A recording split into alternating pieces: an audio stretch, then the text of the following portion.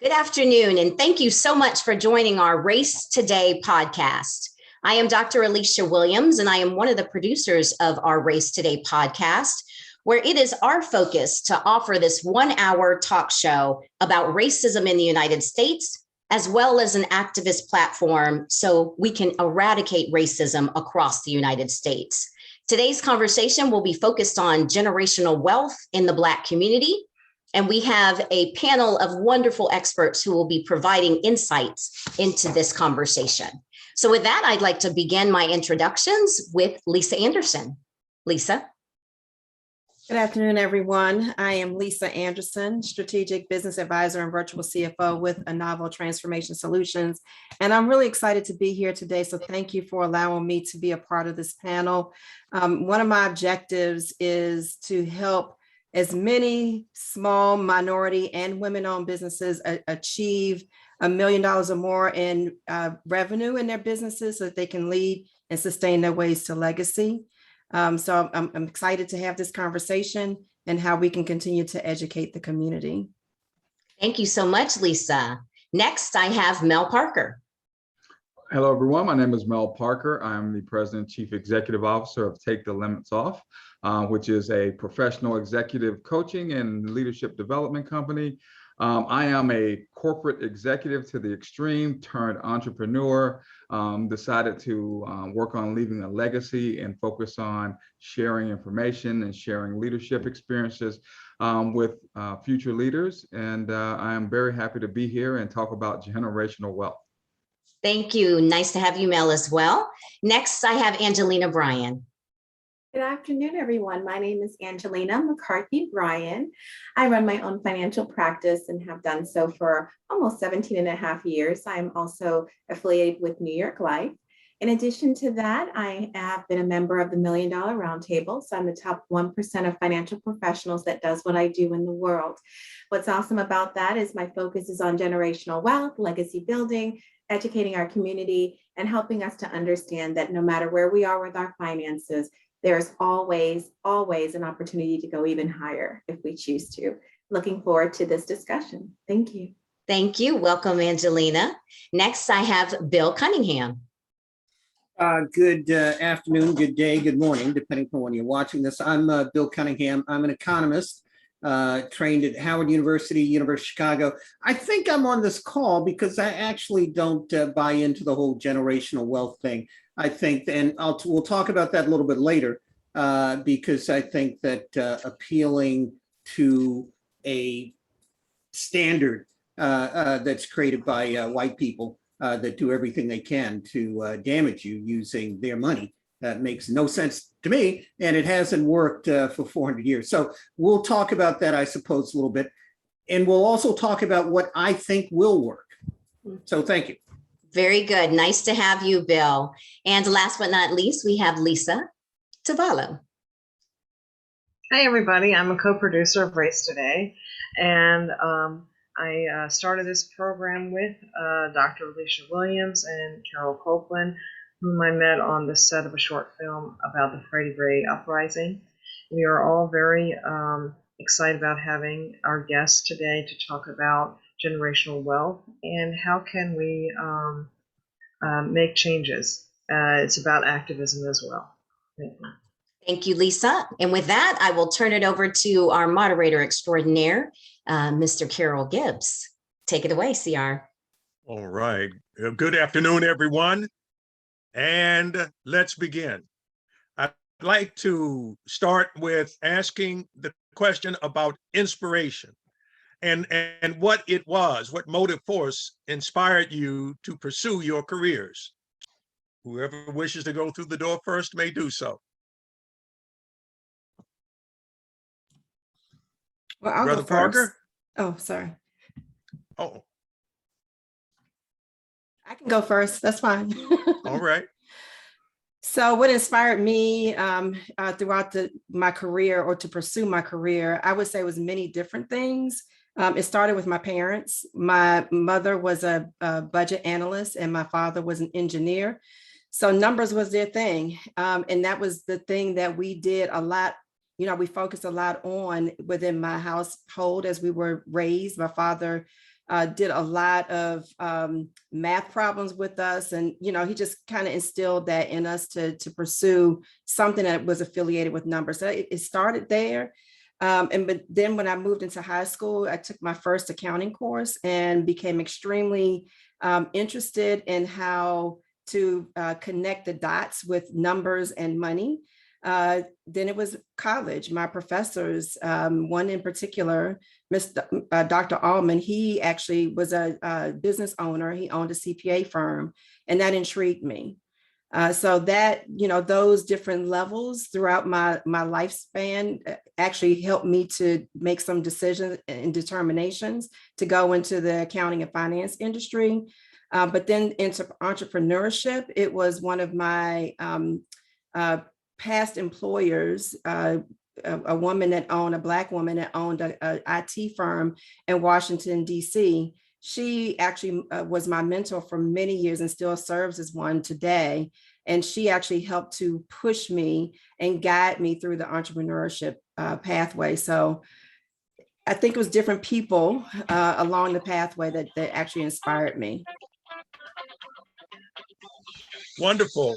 Anyone else like to take the question? Again, who or what has inspired you? Yeah, I'm happy to jump in. I'd love to be able to have a single person. I think, I was born to a single parent in the 1960s on a pig and tobacco farm in the backwoods of North Carolina. So there weren't a lot of people to look out there and to latch onto. But what I did have was a grandmother who taught us to believe in ourselves and the power of that we own to educate, and from that education to use that as a platform to be able to expand upon what we want to do. When I went to West Point, a person that was out there was like Colin Powell, was someone that I could latch on to and inspired me. And then when I transitioned into a corporate career, there actually weren't a lot of, high-ranking executives to reach out and connect to. But what I had were a lot of mentors that actually didn't look like me along the way, that gave me some information, the secret passcodes, the way that the secret language, the understanding of how things get done. And that created in me, as I came to a different point in my career and reached my 50th birthday, to where I decided that I wanted to leave that type of legacy, that I want to be that person that had that knowledge that could help these corporate executives, figure out how to navigate the land. And I started focusing on being that executive coach and that leadership development item. So there was a lot of individual people along the way. Not everybody looked like me, but they all had a certain characteristics, whether it was character and integrity, a focus on the willingness to want to make a difference in the world, that I really latched onto, that energized me. Thank you. Professor Cunningham, did anyone inspire you, or what occurrences? I knew you were going to call on me. I was writing stuff down. Well, certainly my father, P. Nicholas Cunningham, my mother, Marie Cunningham. My father had an office at 600 T Street. He was an architect, trained at Howard too. And we used to hang out there. I wasn't necessarily all that enamored of it as a 10-year-old, but I am now, because it was right next to the Howard Theater. So we used to see James Brown, Aretha Franklin, all those guys coming out. As we were on our way to church, they would be coming out of the Howard Theater, right, from the night before. So that was culturally significant. James Spate, who gave me my first job at East of the River Credit Union in Anacostia, kind of got me interested in financial institutions and money and economics. I had a professor at Howard in economics, also Andrew Brimmer, who was the first Black on the Federal Reserve Board. I clerked for him while I was at Howard. And then Gary Becker, Nobel Prize winning economist out of University of Chicago, who was kind of my thesis advisor, definite mentor at University of Chicago. And the idea was that, if you, what's the rap song say? Money rules everything around me. You look at kind of economics and money, that's actually the case. So the idea is, at least from my perspective, is why is that? Why is that? What does that mean? Is that the right system to have? The answer is no. And again, we'll talk about that a little bit. And what are the what do you need to do in order to make life better for everybody on planet Earth? And is economics a way to do that? So that was it. Thank you, Doc. All right, all right. Anyone else? I will go. Well, I can honestly say my parents really inspired me. My parents are originally from Ghana, West Africa. I was born in London, England. My father was an engineer, an automotive engineer, and he loved numbers. And my father was the type of man who could, he could listen to a car. He built the engines in many of my vehicles. So it was always exciting to watch his mind work. And he'd always say, once you understand or unlock the formula, you can use that on anything. So his mind was always thinking like that. My father worked full time until he was 80 years old and passed this year. But his mindset was amazing and wanting to take the education and information he learned around the world to go back to Ghana, West Africa, to teach, educate, and empower Ghanaians to continue to strive. So with that, I've always had that background, if you will. My mother also very hardworking. She was a nurse, retired now, and always said, always remember, sit in the front of the class, never in the back, listen and learn. And so ultimately, finance really was something that I wasn't going to do. I wanted to be and continue to, and will pursue it still. I wanted to get my JD, but what happened was I said, I'm going to get my MBA. And my mindset was, okay, I want to be able to financially pay out of pocket for school and not get any loans. So again, it kind of fell in my lap. I love numbers. I love doing what I do. But ultimately, those, my parents and then my experiences have led me into the career that I'm in now, which I absolutely love. And financial freedom is truly a focal point for me. And that's why I'm in the business I'm in. Thank you. Oh, you're very welcome. I'm not quite done with you yet. I would like to know, what do you see as the steps needed to take for those of us who believe in some version of generational wealth? What steps are needed to be taken in order to focus and sustain generational wealth? That's a great question. I can honestly say that I would start with, what does generational wealth and legacy building mean to you? Because ultimately it means something different for every single client I have ever sat with. It is not the same definition for every family. And there isn't one key way or one key strategy to get you there. I believe it's a combination of different strategies, understandings in order to get you to where you desire to be. I would say that the key steps, once you have an understanding of what your definition is to get the knowledge and understanding and the expertise. A lot of clients will often tell me, I really came to you because I wanted to see an African-American woman who looks like me and can help me to build and grow. And what are some key steps that I can take to get there? I always believe it's sitting down, getting a great understanding, having a game plan, understanding the plan can change, and then implementing steps and giving options to discuss and decide on what you're going to do. And as I shared, there's no one way to do it. It's a combination. And personally, with my clients, I literally teach understanding not just investments or annuities and life insurance, long-term care, the combination of retirement planning. Literally, we do it all, and everybody's on a different spectrum with that. But those are some key steps, getting with the connect with the right person to assist you along the way. Thank you so much. You're welcome. Anyone else? Miss Lisa? Yeah, I agree with everything Angelina just said. I think it's extremely important to tap into your resources, to tap into knowledge and expertise. I also think it's important, as you said, to know what your end game is, what you're targeting, what you're looking to achieve over the long haul. But I also think it's important to do two other things. One is to make certain that you understand your numbers, understand where you stand at any given time. One of the things that we do with our clients is, even though they're mostly business owners and they're looking at their business financials, but to look at their personal financial position. Take a look at your personal financial statement on an annual basis and get a good, clear understanding of how you're building wealth on the left side, and then how you're creating income to support or to manage the liabilities that are on the right side. So we do that. And then the final thing is, I want to go back to something that Melvin said, which is to get those secret passcodes.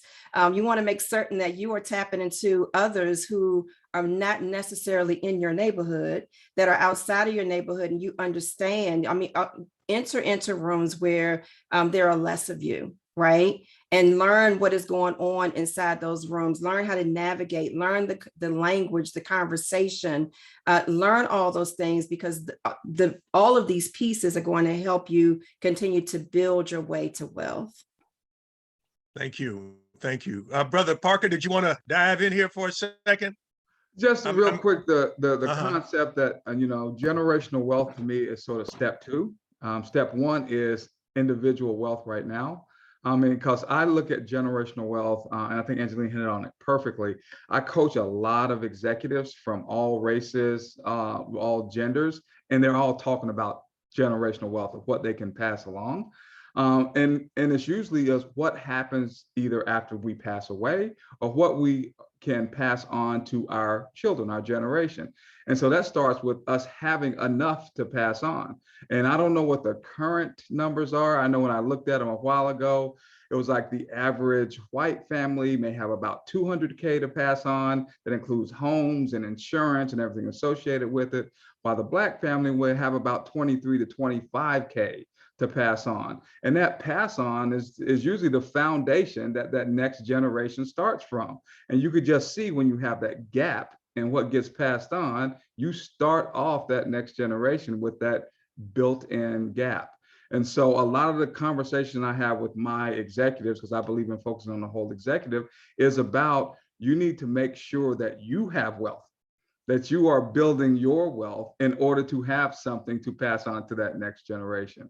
And so that, as we were getting into that conversation, that was what I was finding, that concept of, we sometimes look past that, what you do right now matters more, most importantly, with what you're going to be able to contribute in the future. Thank you. We've heard several powerful statements about the benefits of generational wealth.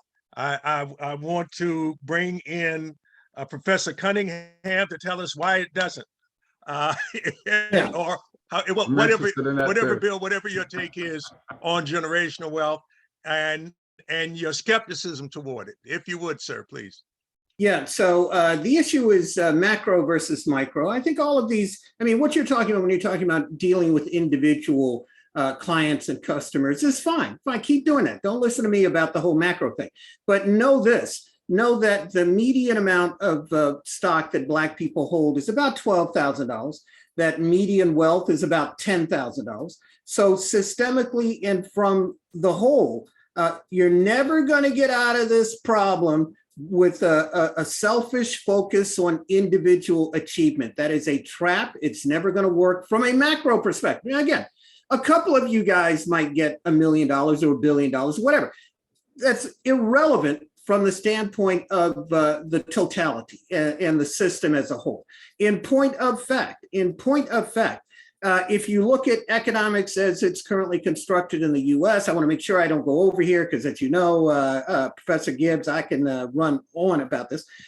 If you look at it systemically from a macro perspective, all of these systems are designed to support white wealth and white intergenerational wealth, not you. And it's never going to be able to support you because the system wasn't set up to do that. Even if you are fortunate enough to pass on, let's say, $10 million, trust me, there are a bunch of white guys on the other side of that line who are waiting to take that money away from your children, grandchildren, whatever. So until you deal with that systemic issue in a holistic way, then it's not going to make sense. Yeah, one or two of you guys might have some money. Congratulations. The bulk, 99 out of 100 will not. And that means that basically the group is going to fail as opposed to what happens with other groups. So what's the way through that? The way through that is a radical collaboration and cooperation. So, those who actually have money, I mean, and you've talked about some of the strategies, getting into the rooms, understanding these passwords, all of it. That's all a part of it. But sharing that information is where the breakdown occurs. And finally, what's most important is to beware of this money worship and celebrity worship. I mean, the thing that we say is that you must understand, wealth maximization is the wrong goal. The right goal is to focus on life maximization, because a materialistic focus will never work in a society that does everything it can to deny material comfort to Black people. And here's the other thing, Black people are experts at survival and life maximization in the most continually hostile environment on earth. We've got a track record in that area that nobody else has. So maximize that, use that, support the community with that, not with the other thing is, finally, what COVID is going to do, what COVID does, what this crisis is teaching the world, really, you see what's happening in China, is that this focus on Chicago school, selfish, me, mine type of economics is exactly wrong. It's exactly wrong. It doesn't work. It doesn't work from the environmental perspective, and you can't get out of a pandemic crisis with the selfish focus. We see that with these anti-maskers, anti-vaxxers, all this other sort of stuff, because they don't understand that they live and operate within a community, within a society. And that means that everybody's got to get the vaccine. Everybody's got to get masked.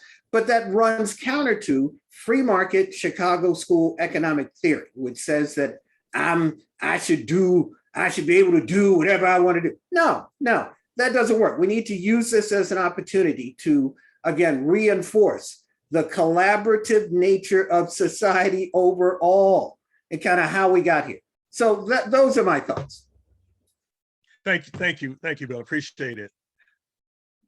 What expectations did professors share with any of you related to being an entrepreneur? In other words, I'm more interested in having you focus, any of you, on your ideas about entrepreneurship related to assessing, assembling, dispersing, using generational wealth. And anyone that wants to take that is welcome to so do.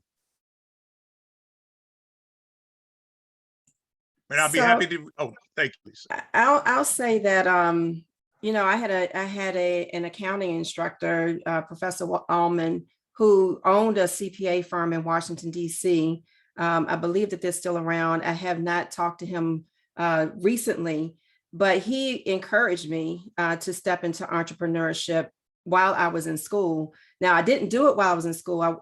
I started a business years after I graduated from college, but he inspired me. He provided lots of insight on what it meant to run a business, but he didn't talk about the generational wealth components. He didn't.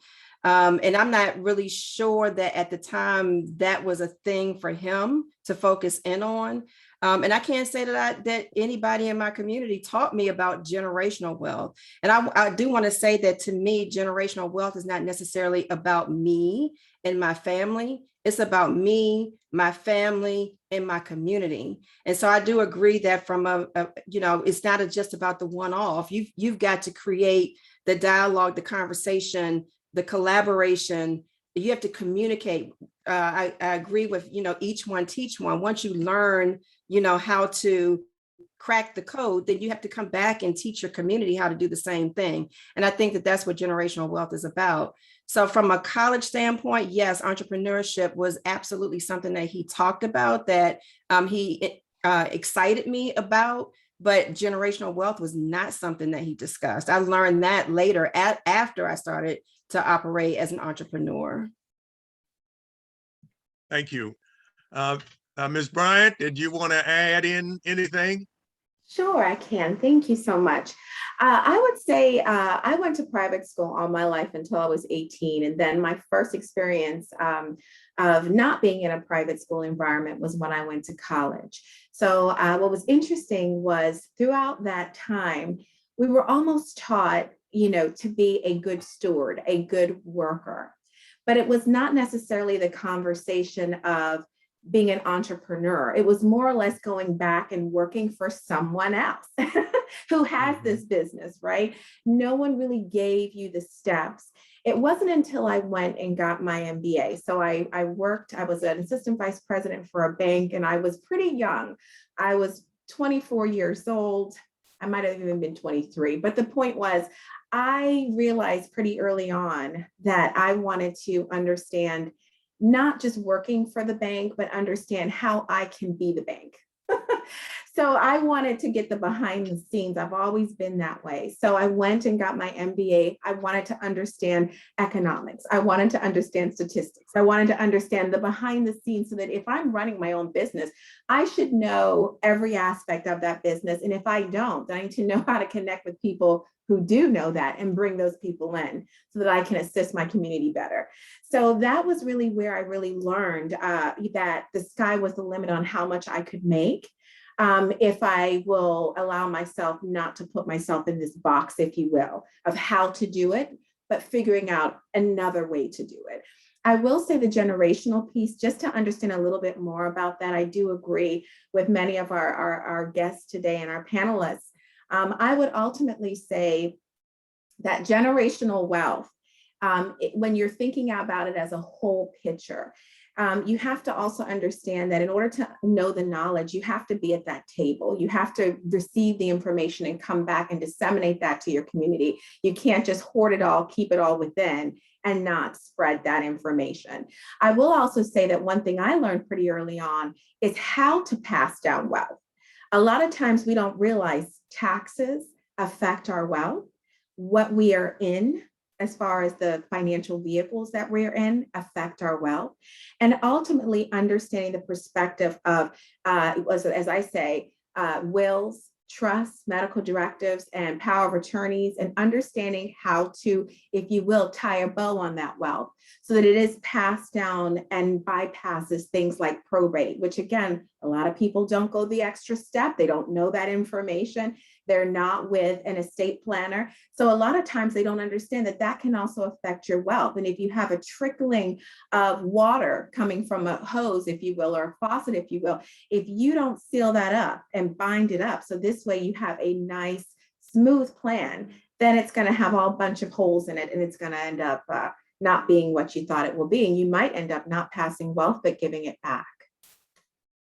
Yeah. Thank you. Thank you so much. Sure. I want to open this up to anyone who wishes to reply. If you were designing a college curriculum that would deal with entrepreneurship, that would deal with the special conditions that Black people are going to face in terms of community, society, what courses, what skills or knowledge would you teach or would you recommend in terms of designing a curriculum, again, that has us put in the skills of entrepreneurship, building and conserving wealth, and also then passing it on? What does college teach us today or not that you would demand be in a curriculum that you design?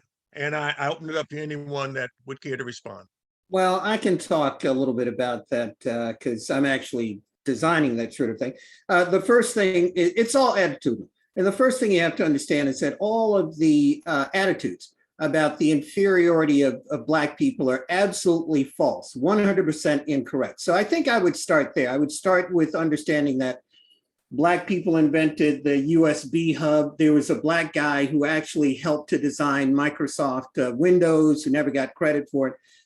And you guys know all of the stories about Black people. So you must move away from any kind of attitude that your positioning with respect to creativity and entrepreneurship is starting from an inferior position, because it's simply not. You've done all the work.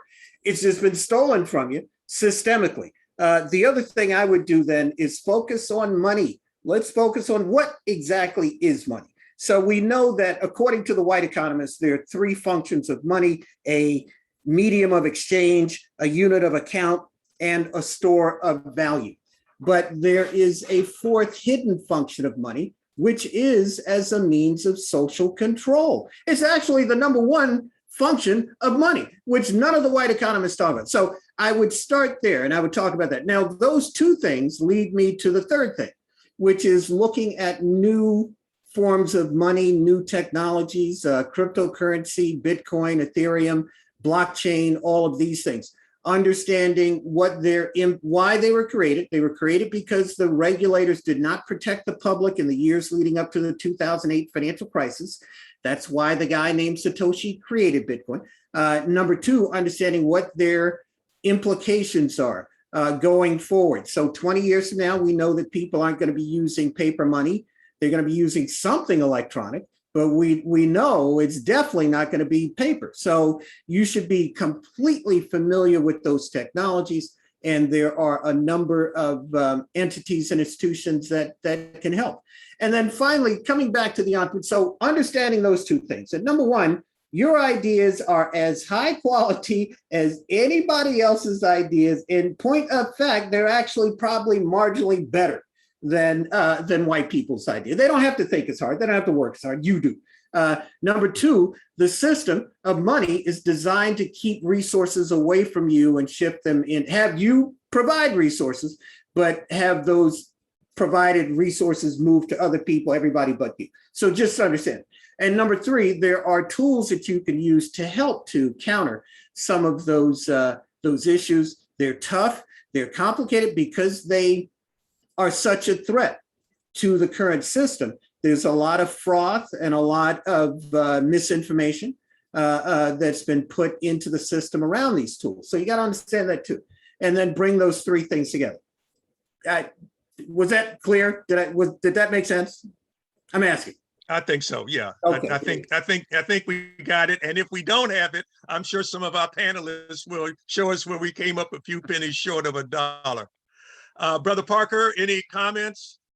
Yeah, well, I came to all this sort of in a different way. So a couple of things about sort of wealth and then entrepreneurship. So, while I may have been raised on a farm, I'm a computer scientist and an electrical engineer, graduate from West Point. So numbers and data matter. And I personally have not experienced, I don't think, that you got to be a millionaire to pass on generational wealth.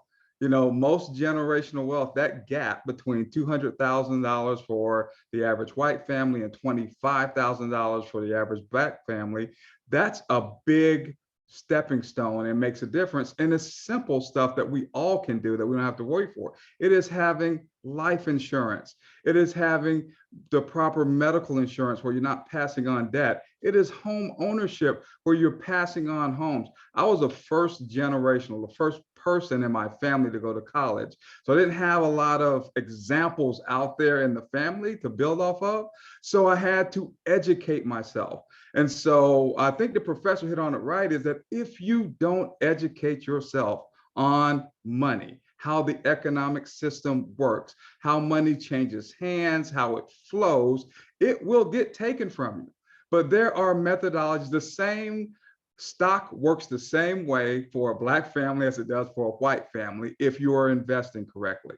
These same venues and mediums and opportunities, they work the same way once you understand how to make them work for you. So I think there's an opportunity to do that. I came to entrepreneurship at sort of my second career.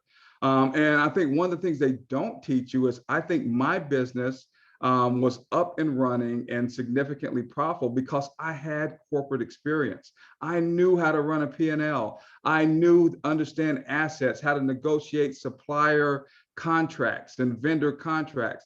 Those are some things when you just start entrepreneurship out of school, you're not really taught that, because some of that are the hard knocks of life that you have to see it and understand it. I'd love for there to be enough courses to teach all of that, but I haven't seen it. And if I see it, I would definitely endorse it. But there's some value to going out and learning your craft from someone that's doing it, and then taking that knowledge and putting that knowledge to work for you and yourself and your family to pass along to create that wealth that you have. And once you create wealth for yourself, you have wealth to pass along to that next generation. And I think that when each individual says that it's my responsibility to not only, invest in my community and build my wealth so I can share it with my community and I can pass it on, that's how you get the community to work for you. Because I don't know how to inspire a group of people into understanding how to make the money work for them until they understand how to make the money work for themselves. And then once you understand that, you can bring that power to work for the community that you live in. Thank you. Thank you. I appreciate it. Lisa, did you want to comment? So I have a few fundamental guiding points that help me. One is your mission is critical. So I think it's extremely important in any college curriculum that we talk about not necessarily the what of a business plan, but the why and the how to use a business plan to help achieve, success. A lot of times we are failed in that area because we believe that a business plan is only used for one thing, which is to get money from an investor or to get money from a bank. But no, it needs to be your guiding light, your North Star. And so how do we build that and how do we put it to use for us? The second thing is that money is a tool. It is.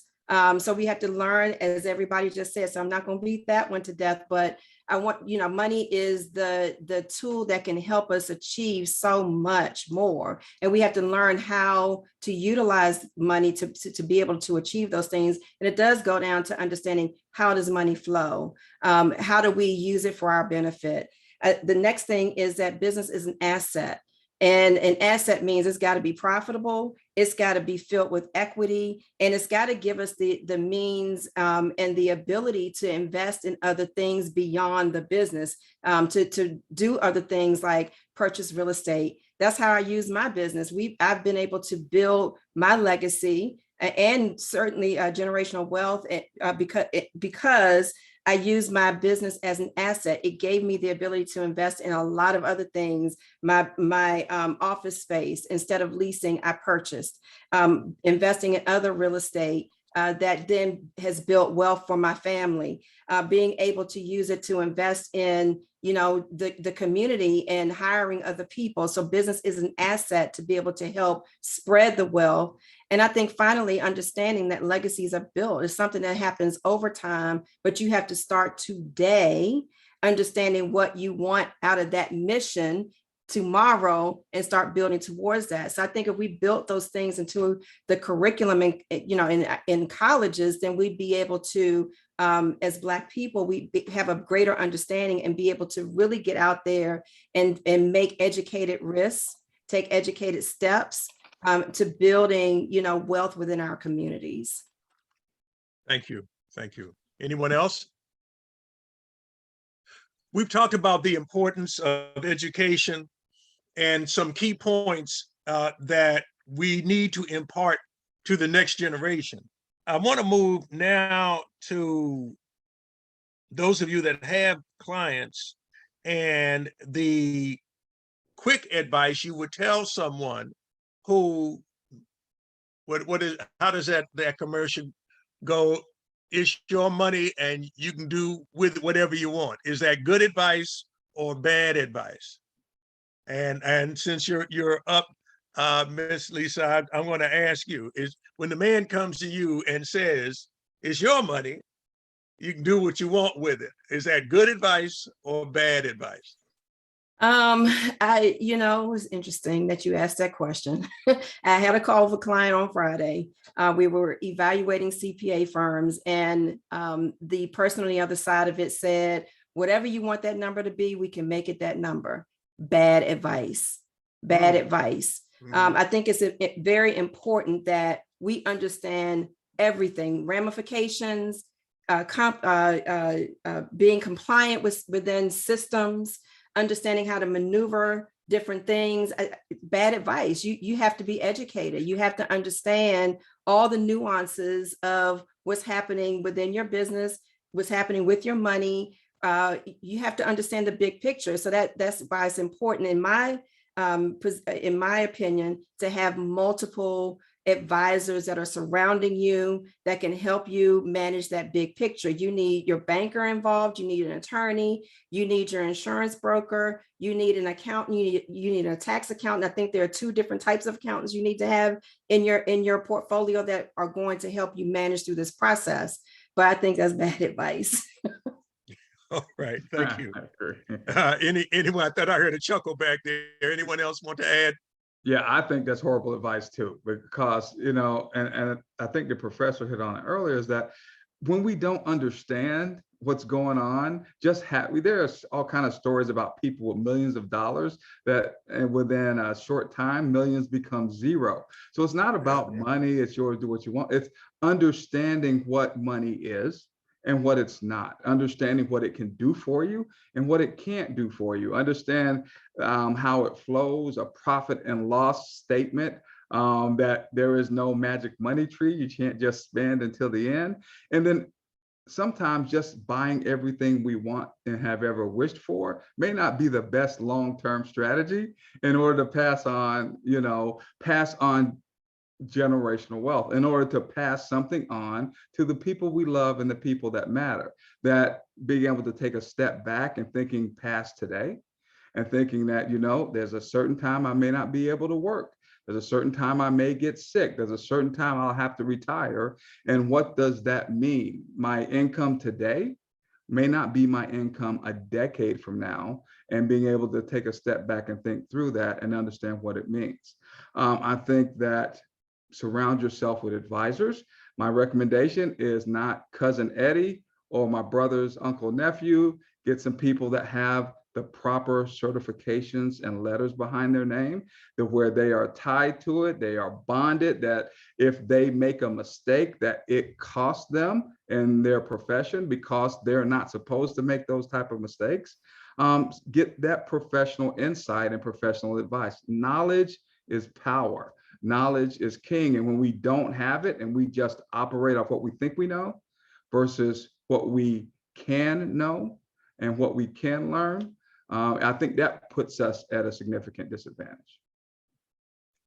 I wish they had injected what you just said into the veins of every lottery winner before they get their check, before they get their first check, because we'd be a lot better off. And this moves us to the unique challenges, whatever your perspective may be, that Black people face in terms of legacy building, wealth building, which you must do before you can pass anything on.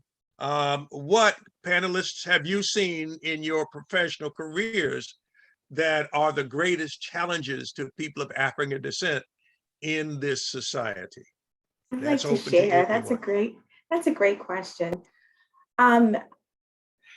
I will say honestly, I've met so many people in my walk of life, and I have a very quick story, which is, it's funny now, but at the time it wasn't so funny thinking about it. When I was a assistant vice president at a bank, a young lady came in and she was complaining about her overdrawn account. Sat down with the young lady and asked her exactly what had she been doing, had she been balancing, budgeting, etc. So she pulls out her checkbook and she says, well, I've just been writing checks. And I said, oh. And she said, well, I have a bunch of these checks and I've been writing them. And I said, okay, well, let's go back a little bit. So you've been writing a bunch of checks. Have you been making deposits into the bank account? You think that's a fundamental understanding, right? You need to have money in that bank account before you can write a check, et cetera. But going back to the basics, sometimes something just as simple as that was missed, overlooked. She wasn't clear on how it worked. And you think if you're old enough to have a bank account, you would understand how it works. You can't assume anything. That's one thing I have learned in this business. Assumptions will get you in trouble. So ultimately, just like all of our panelists have shared, you need to be with the right professionals that you trust. Not just them having the educational background, but somebody who's immersed in the community, who understands the community, and who loves and respects the community makes a difference. There are always going to be those who are in it for themselves, and it will show. But those who are in it for the community, that also shows. Understanding, just going back a little bit more with the life insurance conversation. A lot of times, again, keeping up with the Joneses, we've heard about that. We will spend lots of money on clothes, retail, I mean, looking great, great cars, etc., winning the lottery, etc. But then again, the sad part about all of that is we're not taught that for pennies on the dollar, you can build and put into a life insurance policy that will generate cash value that ultimately can be tax-free, and utilizing that to supplement your income in retirement or beyond, or whatever you need to, basically becoming your own banker, lending to yourself.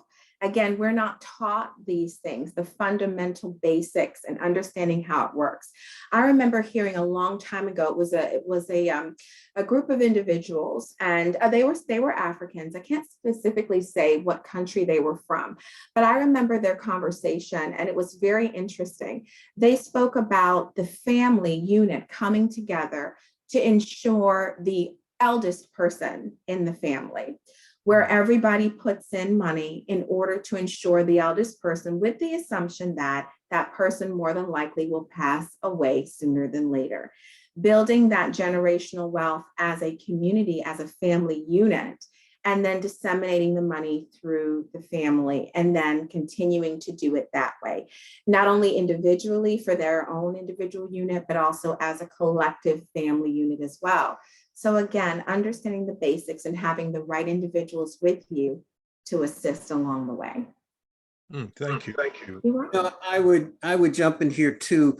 Certainly the simple steps, life insurance, the basic type, health insurance, understanding how probate works. No question that these are easy steps that you can take, but don't leave out human capital, the value of some of the things that used to be passed down, generation to generation, especially in the Black community, have value. But when you focus too much on money, you lose sight of the relative value of material items. You overvalue material items and undervalue things like human capital.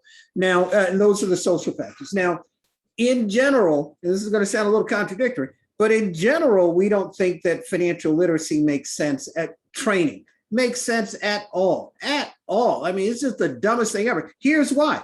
Because we know that these greedy financial institutions will always develop products that enable them to steal your money. So what's the solution? So in other words, they've got very talented, Chicago, Harvard MBA, Yale MBA. They're sitting there and they're trying to figure out a way to steal your money, and they will. So part of the value add needs to be looking at, and much as people hate it, the regulatory side, the political side. I mean, what's the value of having a bunch of money if you're in Texas and you can't vote?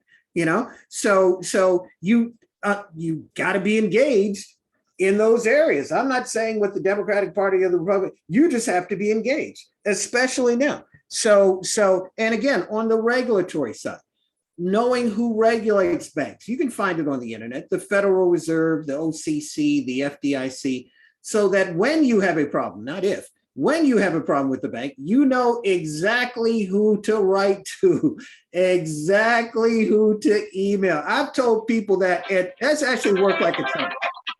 The other final thing I would say is take a look at some of these institutions that serve to extract wealth from the Black community. There's a great book called Family Properties by a lady named Burl Sater, Satter, where she outlines how the white community in Chicago extracted value out of the Black community in Chicago over the course of 20 or 30 years. Get that book, read that book. So that would be it. I think that what I'm hearing as a point of agreement is that our community certainly needs financial literacy, and we need to begin to build that as early as possible. Bill, you made me think about the fact I was out speaking at a place called Rocky Run Junior High School in Chantilly, Virginia. And the announcement over the loudspeaker was, we're going to start our Wall Street Club at 3:15. In other words, This is a junior high school in the suburbs.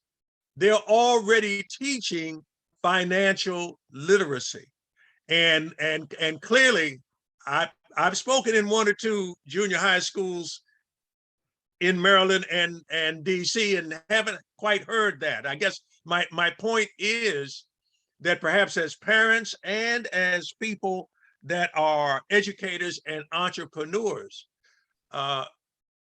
what can be done to encourage or even to offer alternative routes to teach financial literacy to our young people? And again, that question is open to anyone.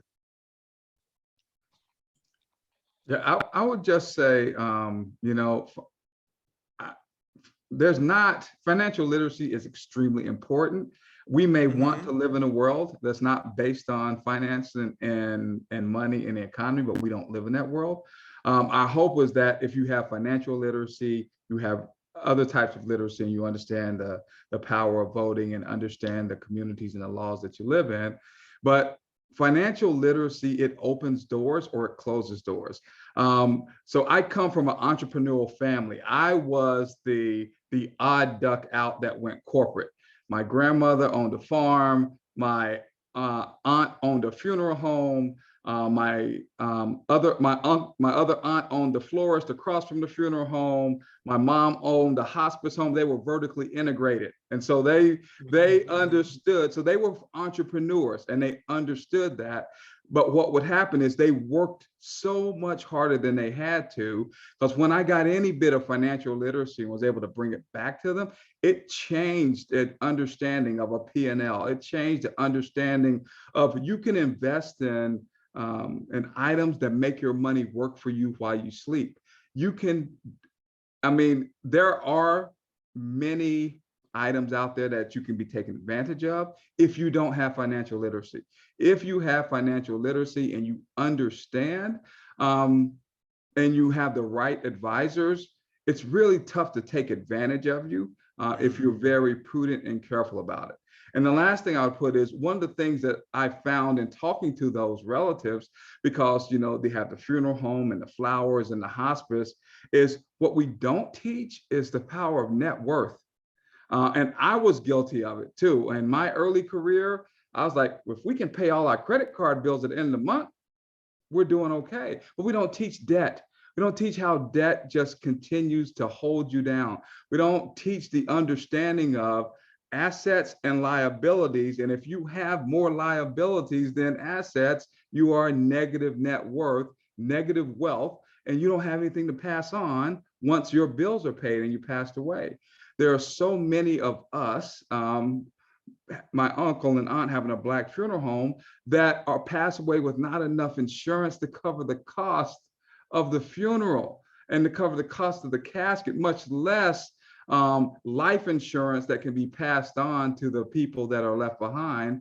And so it's small things, small steps that can make a significant difference in the quality of life for, I think, a community. And I think it starts with financial literacy and understanding how money works and net assets and net worth. Thank you. Thank you very much. We've only got a few minutes left, and you panelists have brought such a wealth of experience and knowledge. I'd like to get from each of you your final take on two issues. The first is how can we increase the number of individuals such as yourselves in the financial industry? And the second question has to do with what you would tell. What is the one sentence encapsulating what it is you do and the benefit of what you do to tell your family, friends, and clients? I hope those are not counterpoised with one another, but just very quickly, what are the things that the things you would tell your family, your clients, your friends, the most important things?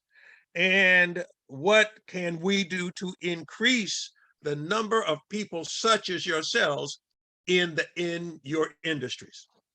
Anyone? I'll go first again. Okay.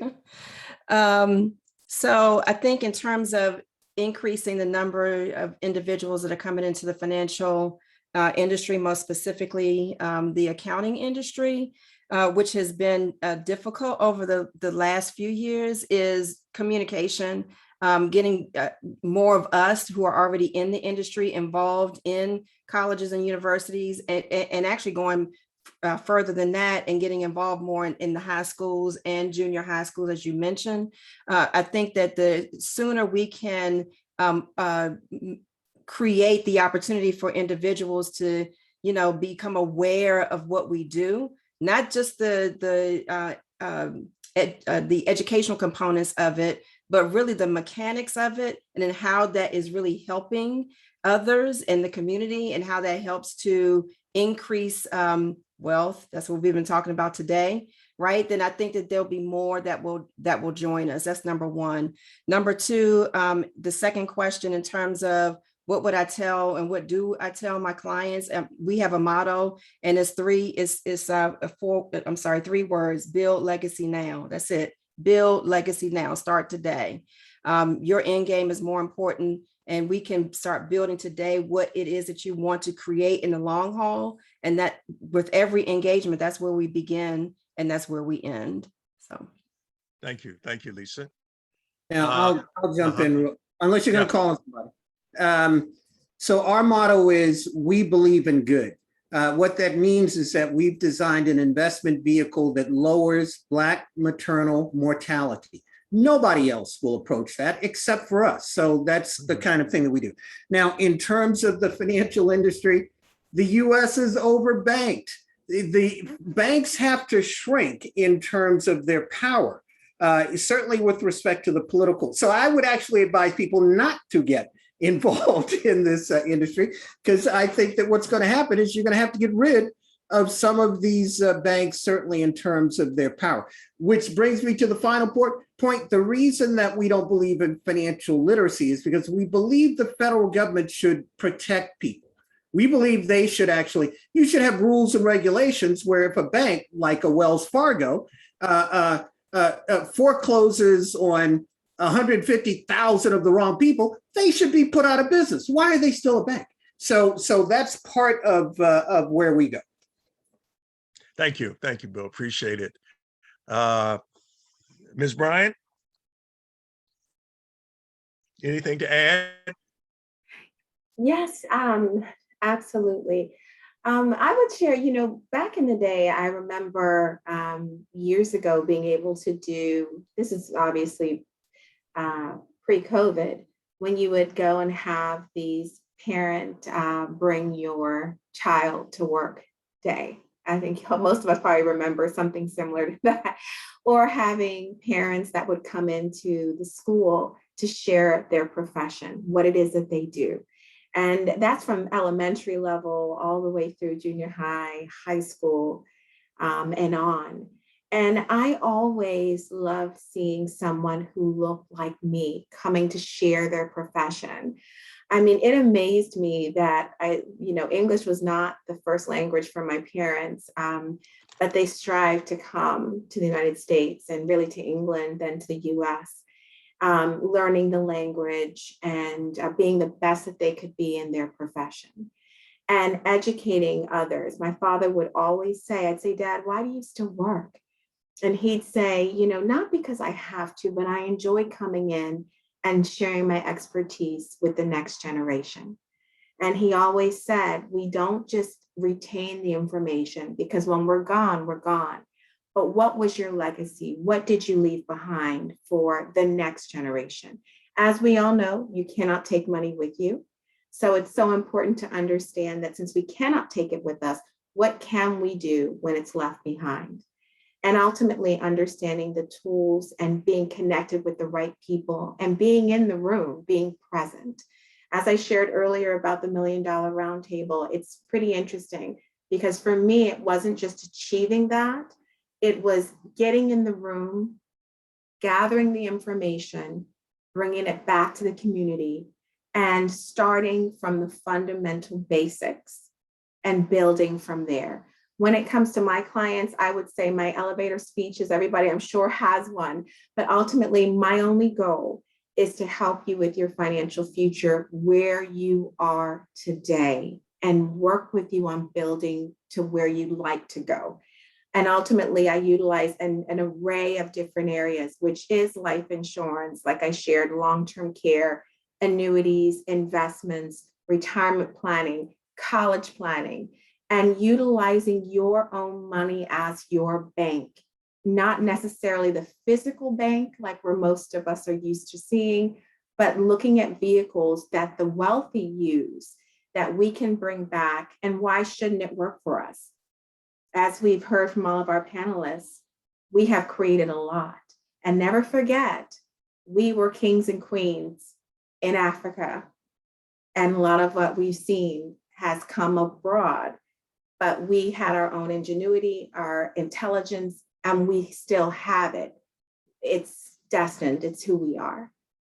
That's what I'd share. Thank you. Oh, you're very welcome.